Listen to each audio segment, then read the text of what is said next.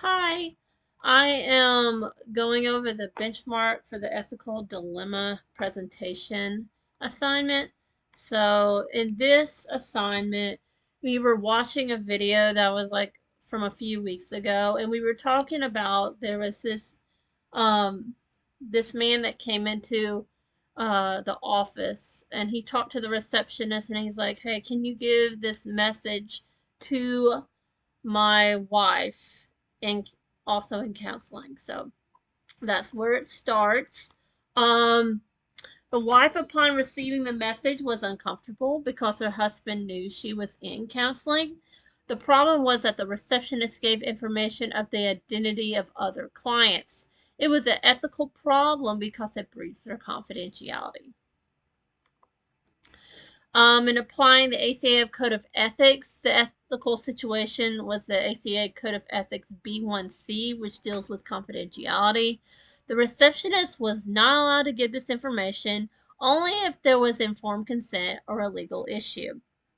ACA Code of Ethics B1D also applies to limitation. This applies because sometimes confidentiality can be breached if someone is a threat to themselves or others. In this case, this was not the case. Um, the ACA Code of Ethics B2E talks about minimal disclosure. The client and the counselor would need to decide which amount of information needed to be shared, while a receptionist would not be allowed to share this type of information. How it's applicable to state codes, laws, and federal mental health laws.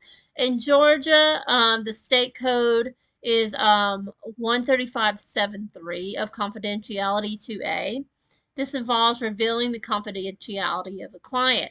This means keeping information from associates. Federal mental health rules found in Part 2 of Confidentiality 2.2 of Purpose and Effect B1, it talked about how only disclosing information if it's a legal matter, but in this case, the receptionist did not have the legal right to share this information. We also talk about determining the nature and dimension of the dilemma.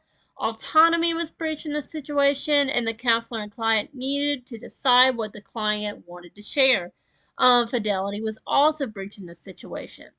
The counselor had the commitment to keep their client's information safe, but they did not keep it safe in this instance. They need to respect the client's boundaries. Fidelity needed to be implemented, so there is a commitment. Some counseling associations that would be helpful in this situation would be National Board of Certified Counselors or the American Counseling Association. Um, General potential course of action. Some actions in response to the video would be to look at the ACA Code of Ethics for guidelines. I would also ask a colleague to help deal with this situation.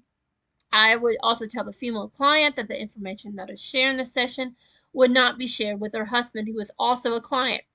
I would talk with the receptionist and remind her of the confidentiality, and that is important to keep for clients.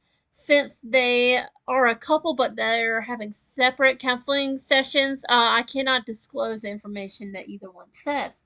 Confidentiality needs to be addressed with clients with informed consent. Potential consequences of each action and how to determine a course of action. If I take the course of action of assuring the client that their confidentiality is safe and what is said in counseling is not shared, they may sue the counseling practice for malpractice since their confidentiality is breached since someone else knows that they are in counseling. The actions that will not work is trying to beg the client to refrain from suing for malpractice. Another action that would not work is firing the receptionist when the counselor can remind the receptionist that they need to have confidentiality for the clients and remind them for next time. I decided to discuss what occurred with each client, saying that they do not need to relay messages to the receptionist to give to others. I also assure both of them that their information that is said in counseling sessions will not be shared. I then will try, if they then try to sue me for malpractice, I will make sure to have documentation of all the actions taken by the receptionist and what I, as a counselor, did to try to resolve the issue. To evaluate the chosen course of action. My chosen course of action will be to tell the receptionist rules about confidentiality while assuring each client that what is shared in counseling will not be shared with anyone else, while keeping documentation of everything that occurs. It shows justice because each of the clients are treated equally. It also shows that if it was seen by the public, I was able to take steps to rectify the situation. It is universally seen as good because the client's confidentiality is safe within the counseling sessions. To evaluate the chosen course of action, I found an article. It talked about breaching confidentiality, and if it was it would have been okay if someone else had like a disease and you had to tell another family member about it, but this is not the case in this situation. It would be appropriate to disclose information to family members, but what the receptionist did was not in the correct way. There needs to be an